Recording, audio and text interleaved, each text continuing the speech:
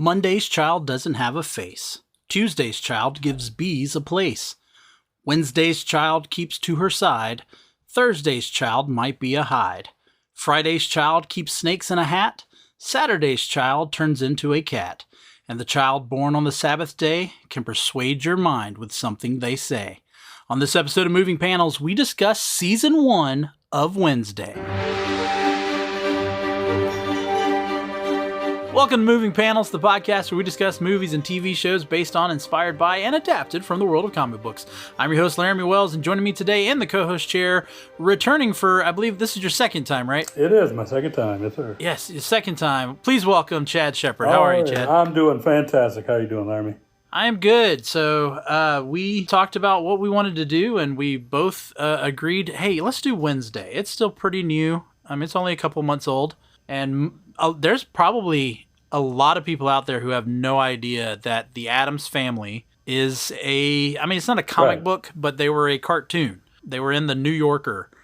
Charles Addams drew these one-panel comics for the New Yorker way back in the day, and that's what became the Addams Family. Yeah, I did not realize it was in the New Yorker. I knew it was a drawing.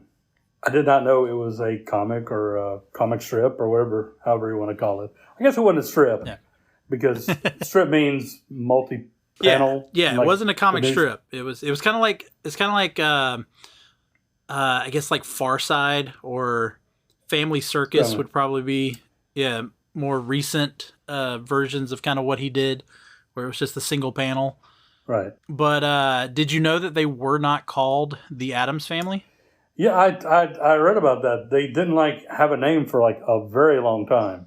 Yes, in fact, many of the characters didn't. We'll get into probably a little bit of that with Wednesday herself, but yeah, it wasn't until the television show that the characters as a collective family were called the Addams Family, and it was because of their creator, Charles Addams. Right. Well, let's get into the show. The show was released on Netflix November 23rd, 2022, which was a Wednesday. Very sneaky. I see what they did there. Yeah. But let me ask you this. Why wouldn't they have released it a month earlier? Like right around Halloween? I don't know. That is a good question. Probably it would seem more fitting. Because Tim Burton is just so eccentric that he didn't want to go for that obvious. On the nose, on the obvious for Halloween. It's kind of like with even though I know he didn't, he's just the producer of it, but it's kind of like The Nightmare Before Christmas. Is it a Halloween movie? Is it a Christmas movie? Right. Which one is it? Well, then again, you're in November, Thanksgiving. There were pilgrims in this. That is true. Show. Yeah, the Pilgrim Connection. Yeah. The Pilgrim Connection, which I did love for the movie connection that it had. Oh, yeah. The second movie, now, right? Yeah, from the second movie. Mm-hmm. Were you familiar? I was, as soon as the names Miles Millar and Alfred Goad or Gow. I don't know how to pronounce his last name. I apologize to him. Did you see their names pop up in the credits? And were you familiar with those two names? No, I was not. So I am, because they're the same guys who created Smallville.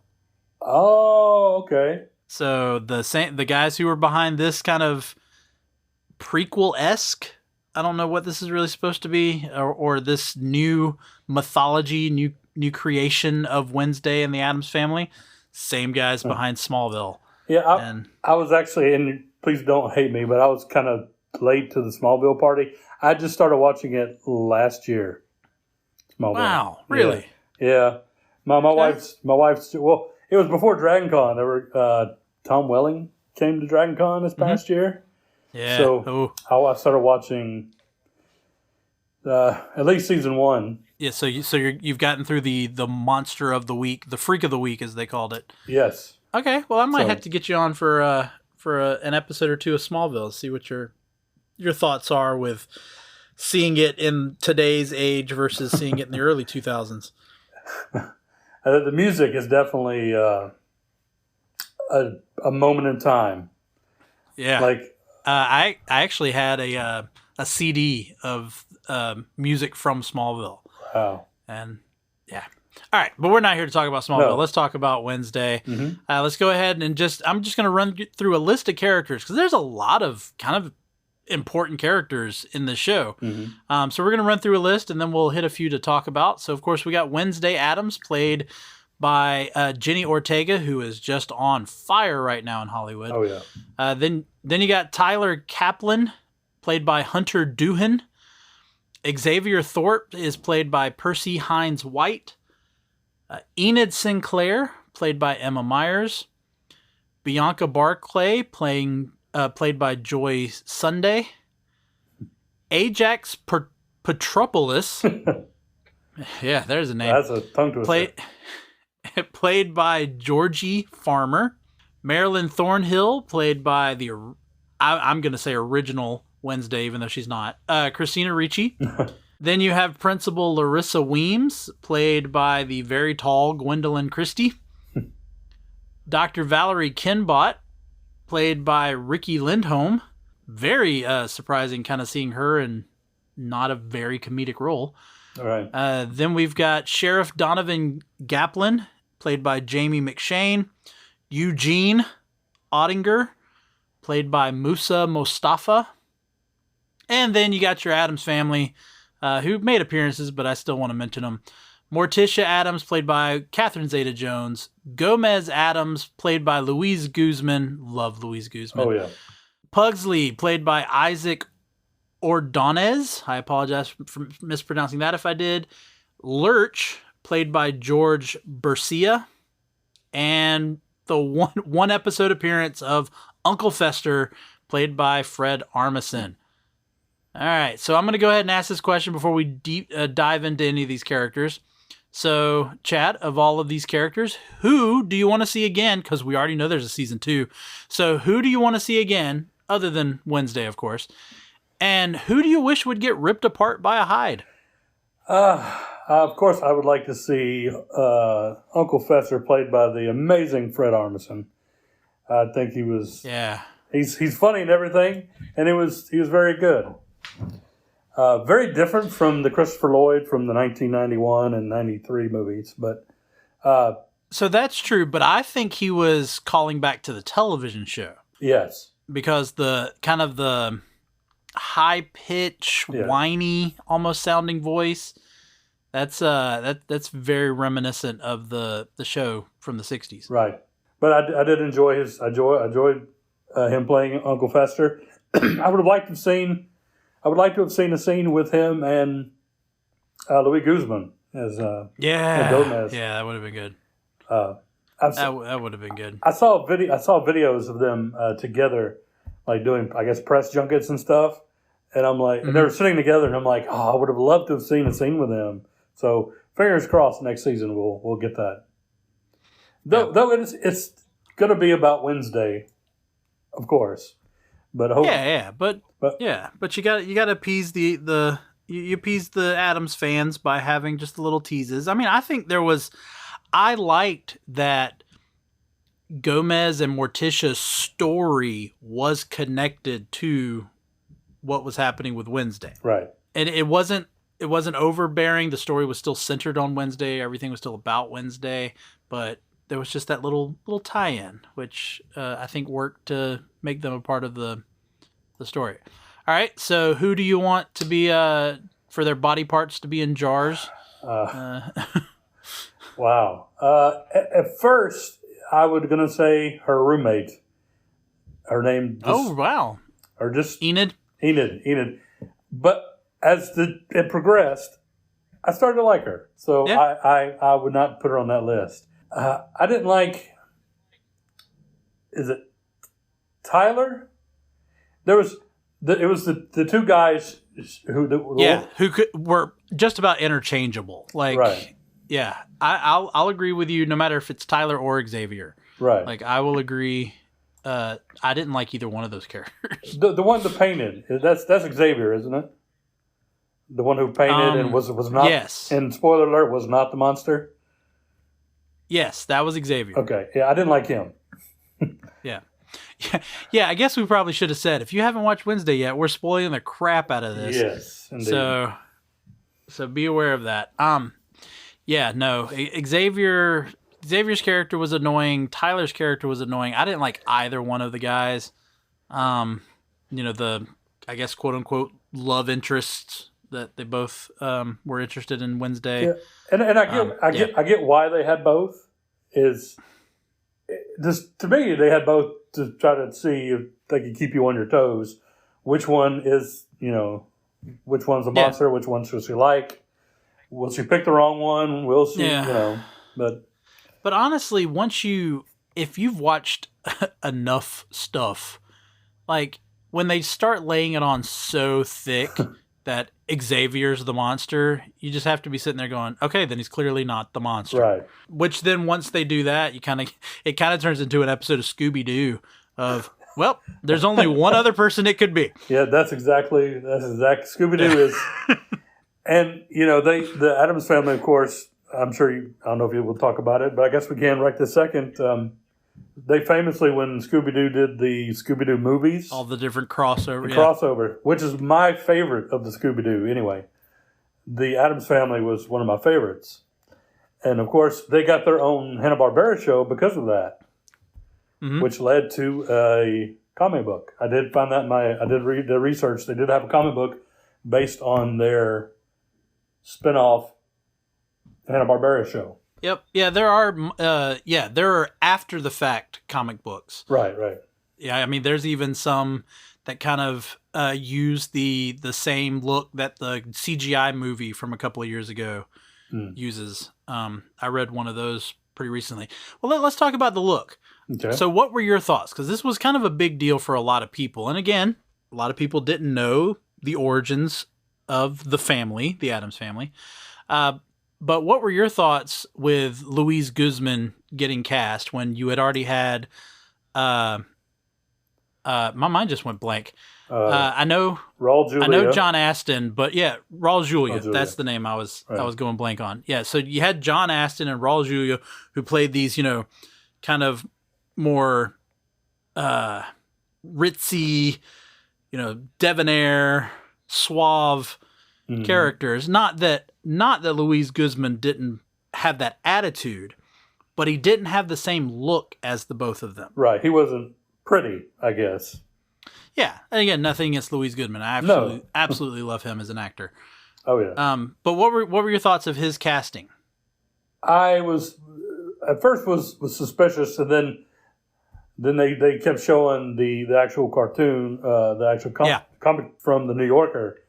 And a lot of the animation was based on that too, and I was like, okay, well I see that. And then he had the hair that he's trying to do. He's trying to have the weird hair, but not have it weird, but it was still weird, kind of thing. Yeah, yeah. I know that's a lot, but I knew he would do well because again, as you are, I'm a big fan of his. Yeah. So people who don't realize that Gomez in the cartoon, and when I say cartoon, I'm referring to the New Yorker thing. I usually call the one-page little thing cartoons. Right. That when in the cartoon, Gomez is he's shorter than Morticia. Right. He's got a little bit of weight to him. He's not the most attractive man. Which all those things I appreciate, actually. So. Yeah, maybe I like him better because it hits so close to home. Well, minus the hair, but other than that, yeah. Well, let's hit the other ones. What were your thoughts of Catherine Zeta-Jones as Morticia? Oh, I thought she did great. I actually thought she was, and this might be blasphemy to the original movie. I thought she was better than Angelica Houston. You know what? I'm not going to fault you for that. I have never, and again, I love Angelica Houston. Right. I have never been a huge fan of her portrayal of Morticia. I'm not saying it's bad. I just haven't been a huge fan of it. I love Carolyn Jones from the television show. Yes. Love Carolyn Jones. And so it was just I love John Astin too, but Raul Julia did a great job. Yeah. I'll agree with you. I'll put Catherine Zeta-Jones' performance over Angelica Houston's when it comes to Morticia. We didn't see much of him, but what'd you think of Pugsley? He was good. Yeah, I like this. I like the one day they kind of had together where you really got to see him and Wednesday's relationship, and with them throwing the grenades going fishing, into the lake. Yeah. That was good. I like that. He had more heart than previous. Well, obviously in the TV show and the movies, his heart was he'll let his sister do whatever she wants to him, like torture and whatever. But I thought the kid had heart when they were saying goodbye to each in the first episode, and and of course the fishing scene they were just referring to. So I thought he did a good job. Yeah, and I mean there's always been kind of an undertone in the cartoons of that, even though, and I think I have this in my notes somewhere where I was putting, even though there's the macabre and the the spooky and kooky nature of the Addams family, right? There is this really heartfelt love between every member of that family. Like they truly do love each other. Oh yeah. And so I like that in the short, even with the short appearance of Pugsley that we had, we kind of got to see that. All right. And then we've already talked about Uncle Fester. So what about Lurch? We didn't really see an awful lot of him. I was going to say, I could have used more. I could have used... Yeah. Like, I know he's kind of backgroundish, but the original TV show, was it Ted Cassidy? Yes, Ted Cassidy. Ted Cassidy was so good at that part. Mm-hmm. And just his low, I can't even do it right now, but... Yeah. You rang. Yeah. I was about to say, you've more got the voice for that. Well... Did you know, now, again, I'm a huge Addams Family fan. Did you know that Ted Cassidy was also Thing on the television show? I did see that, yes. Yeah. Okay, he's a giant man. He had a big hand. So. Yeah. But yeah, it was pretty much, unless Thing had to be in the scene with Lurch, Ted Cassidy was the hand that was Thing. Okay. Quick little trivia here. So George Bercia, who played Lurch in this, he is 6'6", which makes him the shortest actor to ever play Lurch. Wow. Okay. How about that? And I've had this discussion. Did his eyes change color from when the first episode when they dropped her off to when? Oh, I don't know. I didn't look at it that much. I'd have to I'd have to go back and just look. Because I read on the internet, some people said, "Well, that may be the Principal Weems shapeshifting into Lurch, maybe." That could have been interesting. I'll say, well, she's tall enough. Yeah, because she's 6'3". Yeah. So yeah, not too much different. But before we get into those, we got one more. Okay. What'd you feel about there not being a grandmama? Yeah, that was very strange. Yeah, I guess they just didn't need the character because they weren't at home. If they were at home, we would have seen more of her. I don't know. I just would have felt like she would have traveled with them when they came to visit or something. So right. But hey, that could be exciting. We could get Grandmama in season 2, and we get surprised by whoever's playing her. Maybe another big name actor playing Grandmama. All right, so let's get into some of the other characters. I did want to point out just real quick, unless you want to have more to say, but Emma Myers, who played Enid, found out she actually auditioned for the role of Wednesday. Can you picture that? Wow, no. Yeah, I mean, she does the role of Enid so well. Yeah. I don't know if I can picture her being the complete opposite in order to play Wednesday. But I did want to talk about Principal Weems, played by Gwendolyn Christie. Again, 6'3", so she looks like a giant compared to all these children. Although, honestly, when she was even like standing with the mayor, she's just a tall lady. Oh, about the statue? Yeah. Yeah. So I did want to point out that this is one, other than the Addams themselves, Principal Weems may actually be inspired from the comic, from the cartoon. So I found out, and I showed Chad, the cartoon before we started, but from the New Yorker from January 28th, 1956, there is a cartoon of Gomez and Morticia leaving, and there is a babysitter with Pugsley and Wednesday, and they they tell the babysitter to make sure she keeps her back to the wall at all time. Yeah. That's the one little line, but they call her Mrs. Weems. Oh. And I don't know if that was a pure coincidence or if someone did a deep dive and pulled this name from the cartoon to name Principal Weems. I would love to think that they are that meticulous that they, or maybe it's coincidence. I don't.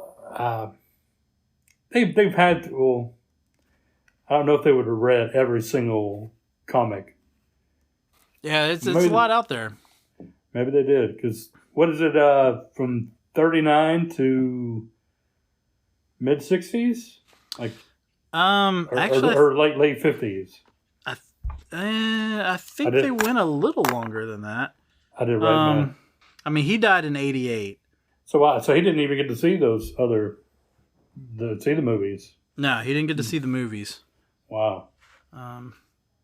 But yeah, I don't have that. But any of the other characters you wanted to talk about? Any of your thoughts?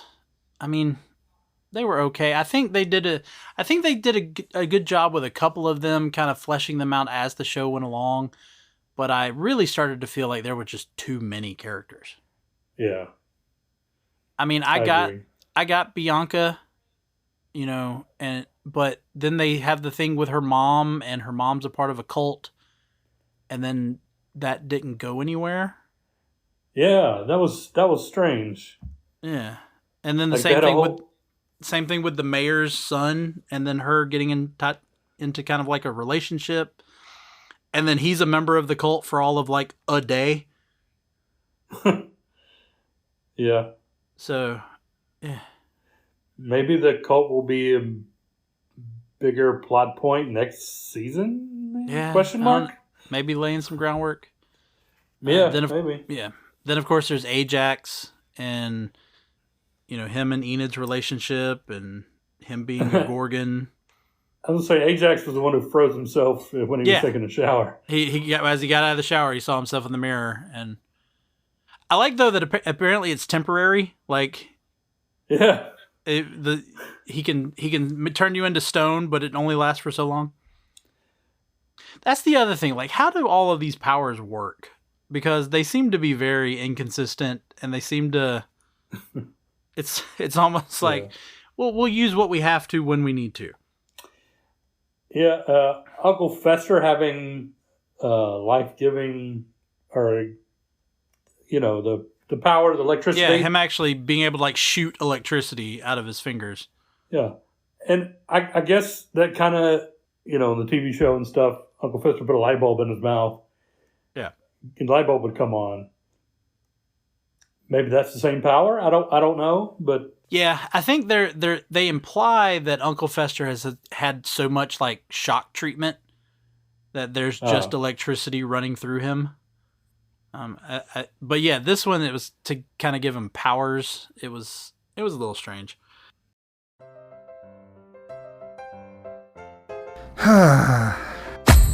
What seems to be the problem, pal? There's just so much pain in the world, so many issues. I don't think I can bear it. Hell, friendo, it sounds like you could use a dose of pop culture roulette. Pop culture roulette? What's that? Some sort of pop culture themed podcast or something? That's right, sonny boy. When hope seems far, dive into some PCR. But I already get my entertainment news from Variety. Huh, that's pretty good. If you're a chucklehead, PCR gives you news you need, condensed, unfiltered, and raw, from three nerds who know a little something about something. Wow, okay, sign me up. That's the spirit. Pop Culture Roulette. New episodes every Monday, available on all major podcast directories. So let's get into what will technically be the moving panels, even though there's not panels, it's just a panel per per story here. Okay, yeah. But I felt like, you know what, this is about Wednesday, so let me give a brief history of the character of Wednesday from the the comics, the cartoons, whatever you will. When they decided to create the television show in 1963, Charles Addams himself actually wrote down descriptions of all of the characters. And when he wrote down the description for the young girl of the family, because she did not have a name, as we talked about earlier, many of them did not have names to start off with. This is how he described her. A child of woe, is wan and delicate with her mother's dark black hair and white complexion. Sensitive and on the quiet side.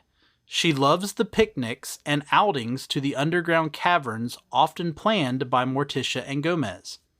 She is a solemn child, prim in dress, and on the whole, pretty lost. Gomez is wild about her. Secretive and imaginative, poetic, seems underprivileged, and given to occasional tantrums. Has 6 toes on 1 foot. Oh. That did not play into the show. Yeah. You're sitting there, you hear a little bit of that and you go, okay. And then you hear another part and you go, no. No. And well, the Gomez, being fond of his daughter, that Louis Guzman played that very well with the, having little nicknames for her all the time. My little wilting flower. I don't know if he said that, but that's just one I came up on. Yeah. In my head.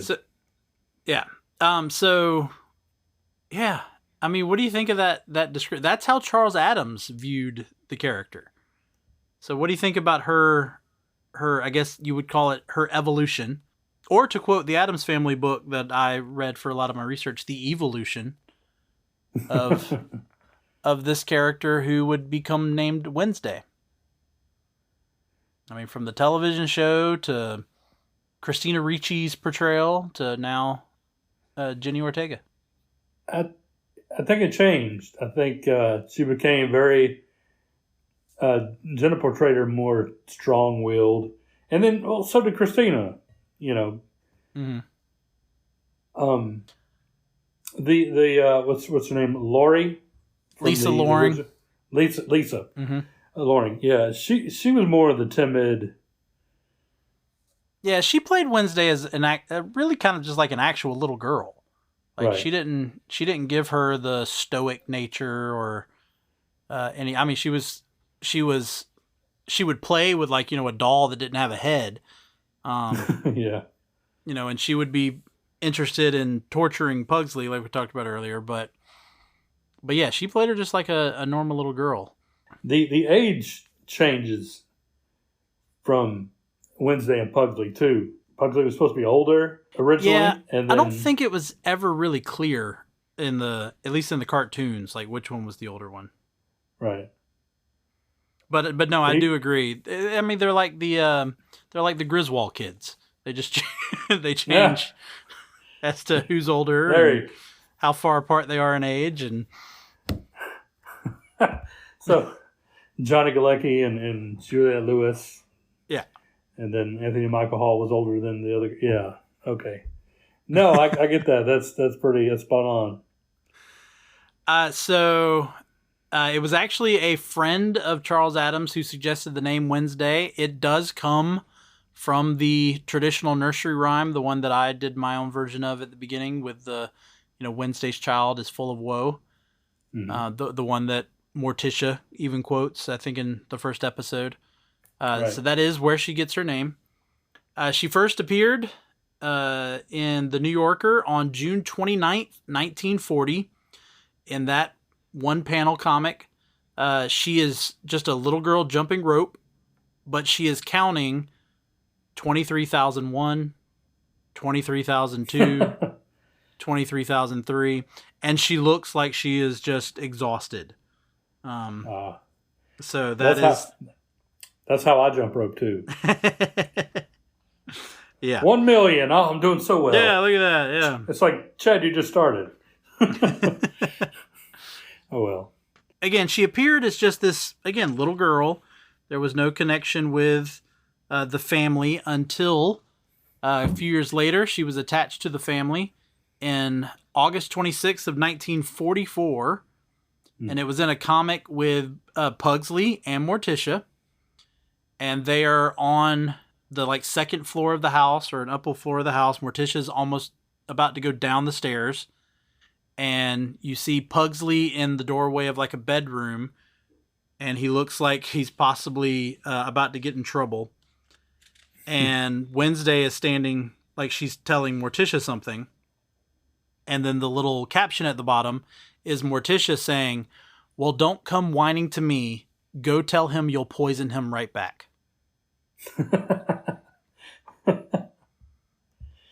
Wow. And that was the first time that we got who would be known as Wednesday as the daughter of the family in 1944. Wow. Imagine that. That's Almost 80 years ago. 80 years. So 78 Mm-hmm. from this 2023. Or no, it's next year. I was gonna say, yeah. It'd be next year would be 80. 80. Yeah, okay. Yeah. Wow. It's crazy. Again, we talked about earlier Charles Addams. There was some people believed he didn't like children, but if you actually look through his cartoons, you could tell he did. I think it was his wife. I think I read in the book, his wife actually said that he adored children, mainly their ingenuity and their fearlessness, which clearly comes across in Wednesday and Pugsley.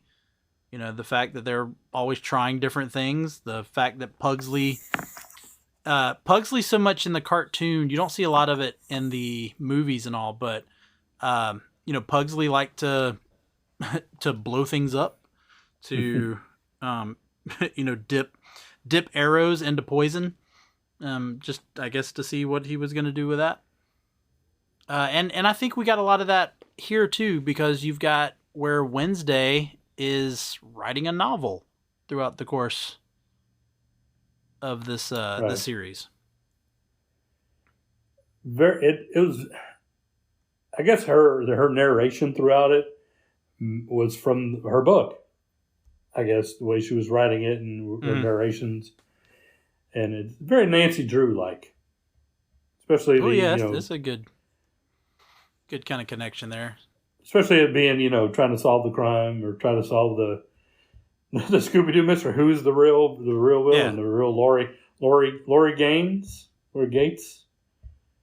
I forgot but that was another thing that just ended up being a red herring.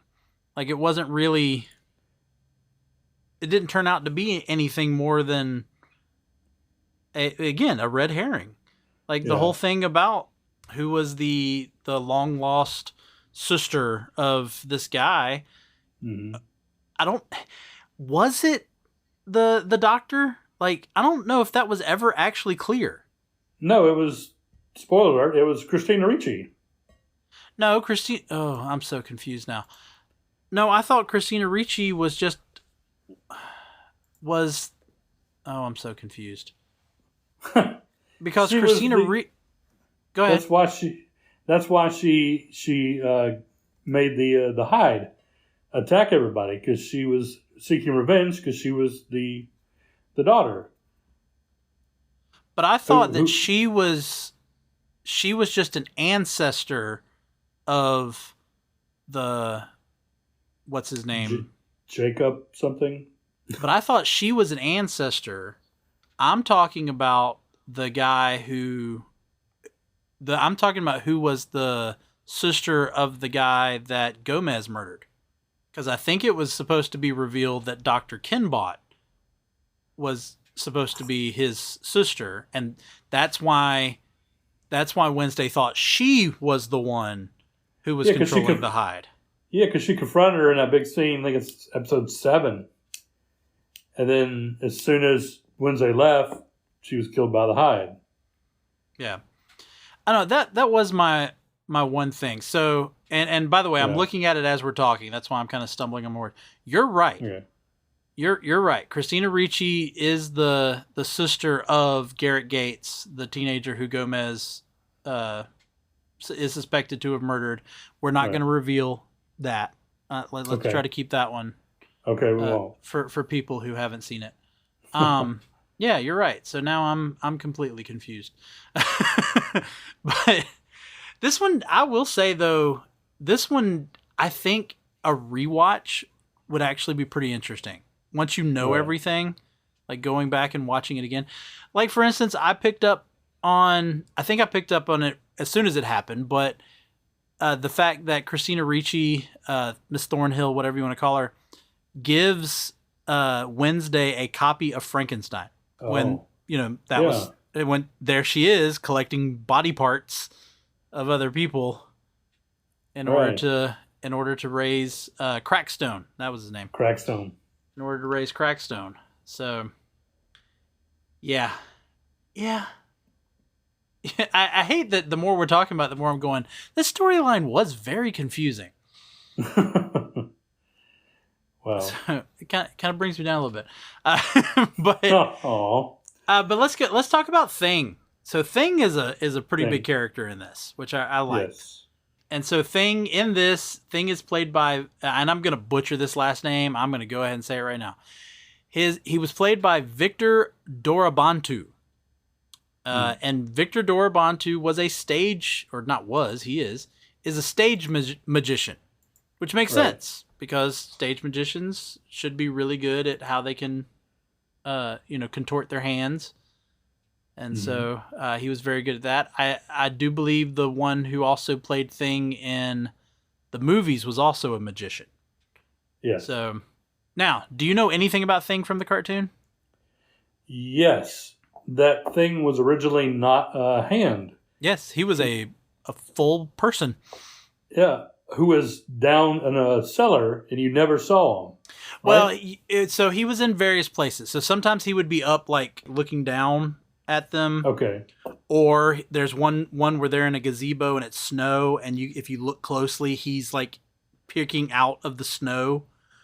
And you only ever saw, I say he's a full person, you never saw him from head to toe. You typically only saw like a face, shoulders, arms, maybe.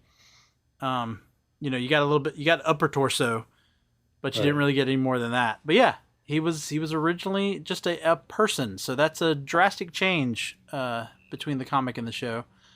And it was the Thing. Yes. Apparently. And he was, from what I read, he was hideous. That's why you only saw the glimpses. You didn't see full on what he looked like because he's supposed to be hideous or something.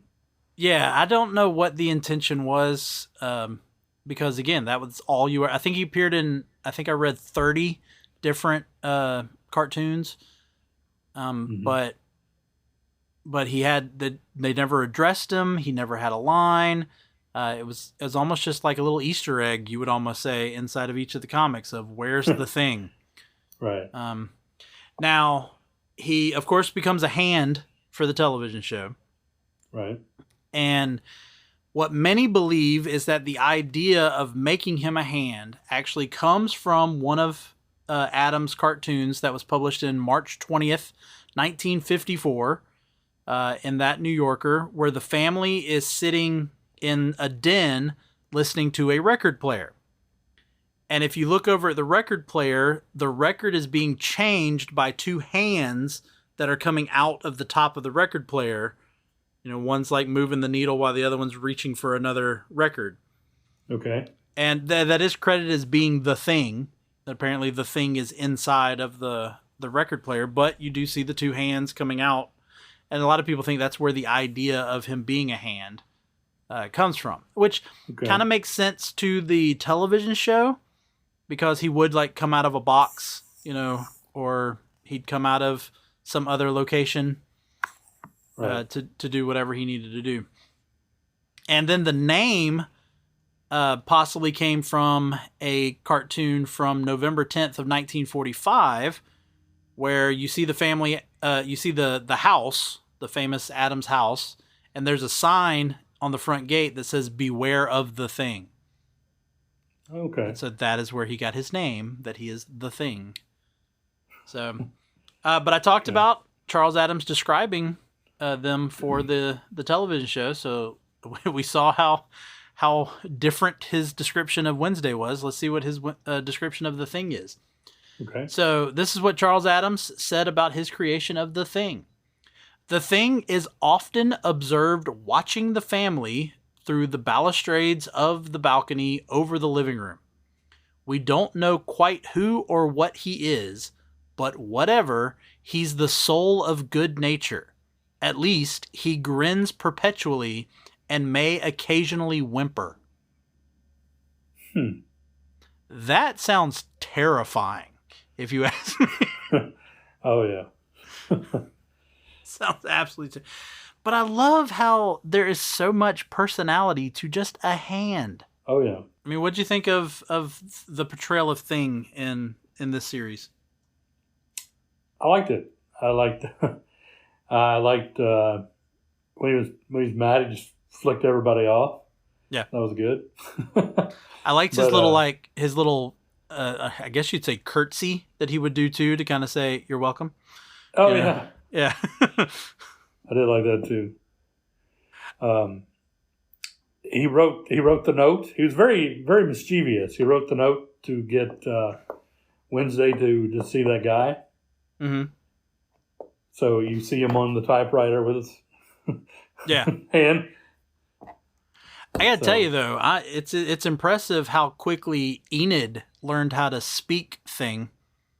Yeah. Because when Thing's trying to tell her about Wednesday, and he's just doing his little hand gestures as fast as possible, and she knows exactly what it's like the old Lassie. It's like, what is it, boy? What? Timmy's stuck in the well. So. That's kind of exactly what it was. It was like, it's like, how? Wait, they haven't been at school a year, and Enid already knows how to speak Thing. So I don't know if that's he wasn't doing sign language, right? No, it's a weird, because he only has one hand, so he can't do full ASL, because ASL requires two hands for a lot, and he's not spelling it out with the one hand. He was doing forever. Yeah, he was just doing little movements of his like finger and thumb, and yeah. But I like this thing. I didn't understand the stitches. Or because they really just look like tattoos on his hand. They didn't look like he was a hand composed of other hands. It really looked like he was just a hand that was tattooed to make it look like stitches were on him. Yeah. So I didn't quite understand that.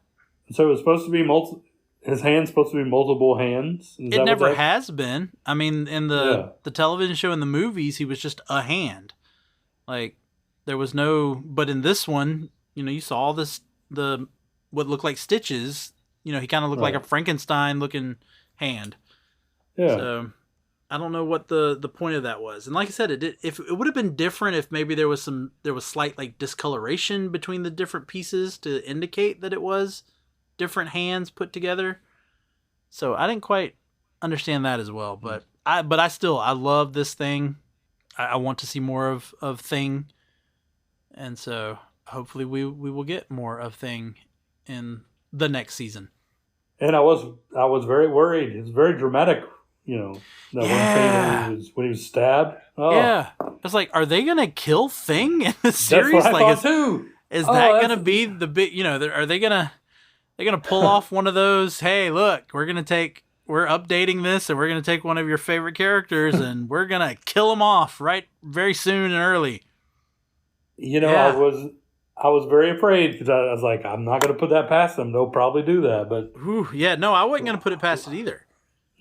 For Tim Burton to say, hey, look, this is a new take on these characters, and I'm going to prove that to you by killing off Thing. Right. So, yeah. And I do want to talk about Tim Burton for a minute. Sure. Like, it's really about time he did this series. Yeah. Like, I did read that he was originally wanting to do the original movie. Yeah, he was asked to do the original movie, but he couldn't do it because of Batman Returns. Batman Returns, that's right. Mm-hmm. Which, okay, I'll give that to him. That's a better Batman movie, but that's for another. I think you've already done that one. But and then I totally forgot it was Barry Sonnenfeld for a minute, and then I'm like, okay. But this, like these characters and the gothiness and I mean even Ingrid in her colorfulness was still kind of Tim Burton colorful. Yeah, because it was like Edward Scissorhands. It was like all the townspeople of Edward Scissorhands. They were bright and colorful, but it was disturbing at the same time. Right. Yeah, it was. Exactly. There was still an uneasiness about it. No, I agree. Tim Burton's is great for this. And I'm also very surprised that Helena Bonham Carter was not in this show. Yeah. Just saying. But or Johnny Depp. Or Johnny Depp. But I think Johnny Depp was busy, I think, with a trial probably while they were filming this. Probably. Prediction? I'm just going to go ahead and say it. Johnny Depp will be Cousin Nick. You think so? Mic drop. No, probably not. But how awesome would that be if? Yeah. Well, it's not actually Johnny Depp, but Johnny Depp just like does the little recording of him going. Absolutely. It's Johnny Depp's voice. I mean, why? Why not? Vin Diesel is paid millions of dollars for just saying "I am Groot" a whole bunch of different ways. So why not? True. So let's go ahead and talk about this as we're getting ready to wrap this up. Okay. So you know that they have announced there's a season 2. Oh, I did not know that. Yes, they have announced that they are going to do a season 2.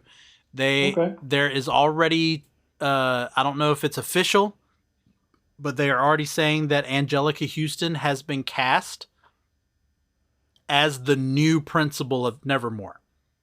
Oh, I was going to say Grandmama or Granny Frick or whatever. Yeah, whatever. Frump.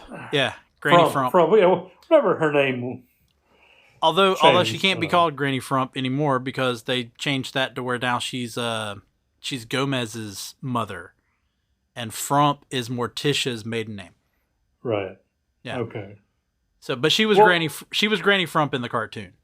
Well, originally Uncle Fester was Morticia's uncle. Yeah. That got changed too. Yeah, before he became Gomez's brother. So. Yeah. In fact, there's some of the comics where it's implied that that Fester is more closely related to Grandmama than he is to Gomez or Morticia, because he was always with Grandmama.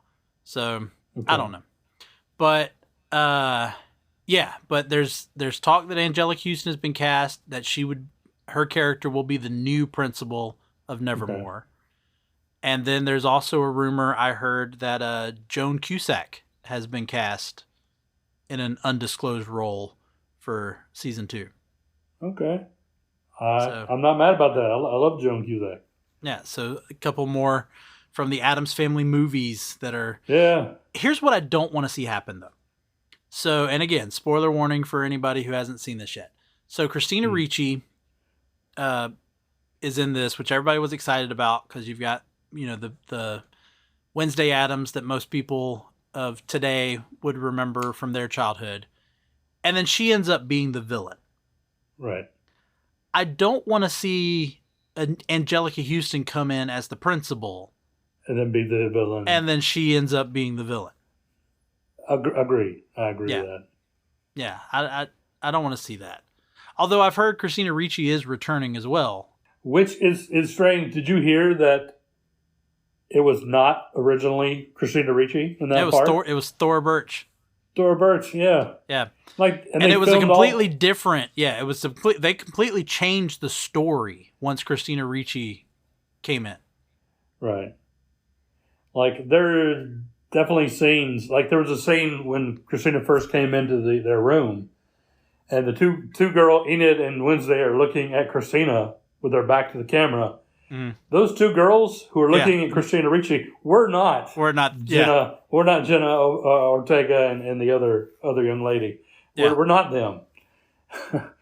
No, there are some of the early ones where you can tell, like, Christina Ricci's like standing in front of a green screen. Yeah. Yeah.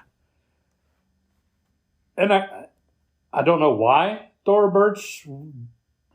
I mean, it made more sense to cast Christina Ricci with her connection and all that. I don't know why Dora Burt.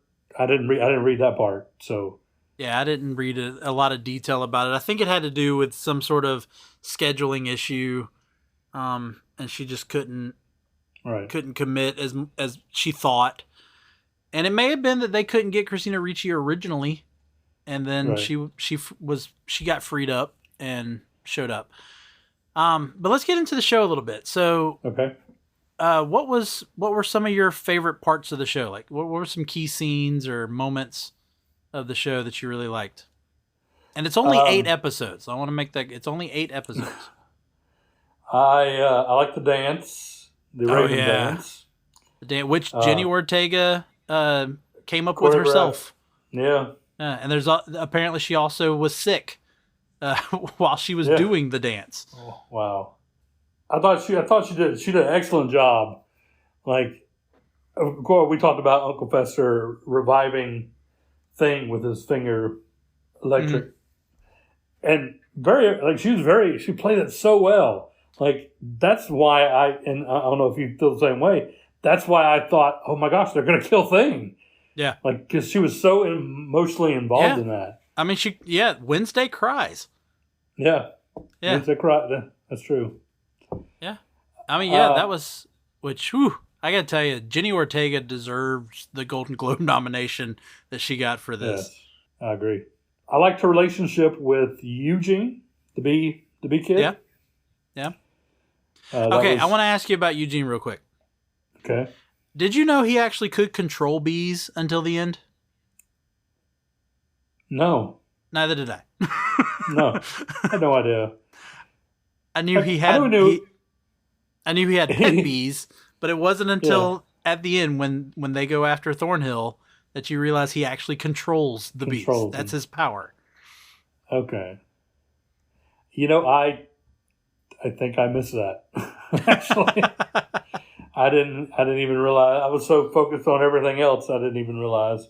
Like I liked the relationship. Then when he got attacked, and she was very, emotional about that, then I kind of checked out on him to focus on the other. Because, like you said before, there's so many other characters. So many characters, yeah.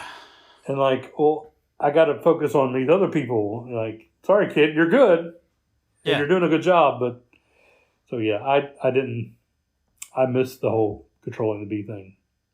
Which makes sense. I mean, he's an outcast, and he likes bees. And, Uncle Fester trying to eat the bees. That was funny. Yeah, that was funny. Oh, I love a place that comes with snacks. Yeah. Don't eat the bees, Uncle Fester. I liked Wednesday and things, I enjoyed their little back and forth. Yeah, their little relationship. And then, like you were talking about Enid, they became best friends. Well, Enid thought they were best friends. Yeah, they are. It's just Wednesday. Wednesday, and again, Jenna Ortega is so good. Right.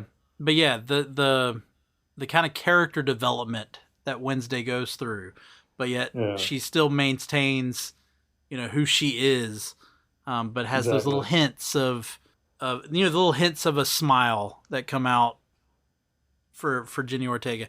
Oh, did you notice she never blinks? I did. This rewatch, I focused more. My wife watched a lot of the videos on YouTube of the behind the scenes and stuff, and her talking about it. And I noticed it this time. I'm like, she doesn't blink at all. She doesn't blink. She apparently learned how to. She held her blinking for when another character was talking because she knew the camera could be off her. Right. And so she, I guess, would excessively blink when someone else was talking. And then going back to... Which if you were in the scene with her, that would be so distracting. Oh, I'm sure I'm sure it was something they all knew. Yeah, true. And again, we didn't talk about her a lot during the character stuff, but I also found out that it was actually her playing the cello. Like, she learned how to play cello. Okay. She also took lessons, so she would be convincing doing the fencing, the canoeing. She took boxing lessons. Of course, she learned how to speak German. which little Easter egg, I guess you would call it, for Eagle Eye viewers. Her typewriter is actually set up for German, not American. Oh, I did not notice that. Yeah, so it's not a QWERTY keyboard. I don't know what I think it's close. I think it's like a QWERTY keyboard because I think the Z is actually on the top row. The Z with the two dots above it. So maybe I don't know. I don't know. Yeah, but apparently the her typewriter is actually a German typewriter set up for the German language. So I thought that was cool. And I even before her interviews, like every interview that she did after this, she talked about her Kubrick stare, and I was like, yeah, I noticed that when you did it. Like you look down, you look above your eyes, and it's that the Kubrick stare. Like yeah. I'm sure she's a smart girl, but I'm sure somebody told her you'll sound cool and get more people's attention if you say Kubrick. If you say Kubrick, yeah. Yeah. All right, well, let's get into it. Bag it, stack it, or trade it. How do we feel about we're doing the entire season here? It was only 8 episodes, so we didn't want to break it down anymore. So 8 episodes of season 1 of Wednesday on Netflix. What say you, Chad? I'm going to say stack it. Okay. That's the good middle. So what prevents you from bagging it? I almost bag it because I'm a huge Christina Ricci fan. And the fact she is in this makes me feel better. Mm-hmm. But I like her performance in the original. Now, Jenna Ortega is fantastic. But I am a big Christina Ricci fan, so just the fact that Wednesday is not Christina Ricci is what prevents you from bagging it. Yes. Okay. But I feel season 2, if done correctly, will make me bag it. Yeah. So I guess I will find out. Yeah, I mean, that's the thing about characters that have existed for this long and have had all these different portrayals. We all have our, this is our Batman. This is our Superman. Superman. Yeah. Yeah. So we've all got those, and I'll agree. Christina Ricci is my Wednesday, but Jenny Ortega is so good. She was good. I give her all the props. It's a bag it for me.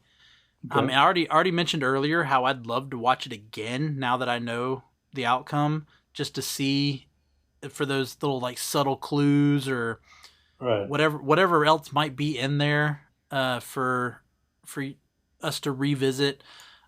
Again, might clarify some of the confusion that the more I talk about the show, the more I go, wait, then who was this and why was this person there and all that? Because again, yeah, we got earlier into all the different stories and there was so much going on, and there was a lot going on, but none of it bored me.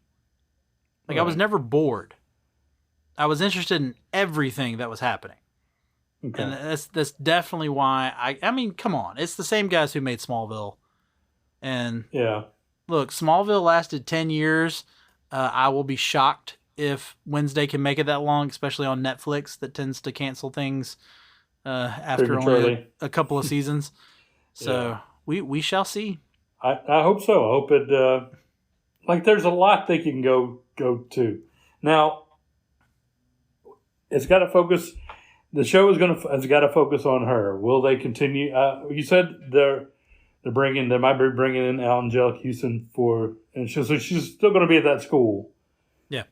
Are we going to go home? Are we going to go to her house to see, the legendary Addams family house and, It's going to be interesting, especially considering how much the school already kind of looked like the Addams family house. It did, didn't it? Yeah. So it's going to be interesting to see if they do decide to finally show us the Addams family house as to whether or not, really what is Tim Burton's mind when it comes to what does the iconic Addams Family house look like. But yeah, I'm excited about a season 2, and seeing where they decide to go further with his character. I agree, and they're in pretty good hands with Tim Burton. I know he only directed 4 out of the 8 episodes, but he led a good precedent for the other 4 episodes as well. So they fit in very well. And as you said, he did Batman Returns. He did the original Batman in '89. I'm anxious to see what he's going to do with the sequel of the show. So to speak. Yeah, another season. The season, yeah. Yeah. And where else does he go with his character? Yeah, and I it's like I trust him. I don't know. I was going to say the only thing that I haven't really cared for was Charlie and the Chocolate Factory. Yeah. But other than that, he's done. So I'm excited to see what season 2 has. I'm excited for it. Yeah. No, I already want to see it. Yeah, and I think that's exactly where we should end this. It's worth a see. If you haven't seen Wednesday, even though we spoiled some of it, it's still worth the watch. Check it out. But we'll go ahead and wrap it up there. Thank you, Chad, for joining me. Well, thank you for having me. And thank you, everybody, for listening. Rate and review the show. Give love to all of the other shows that are part of the Movie Views podcasting network. But we're going to go ahead and wrap it up here for today. For Moving Panels, I'm Laramy Wells, and I'll see you on the other side of the page. You're good. It's going to record for more than a minute? Yes, it is. It's moving, so that's good. Yeah. Okay. All right.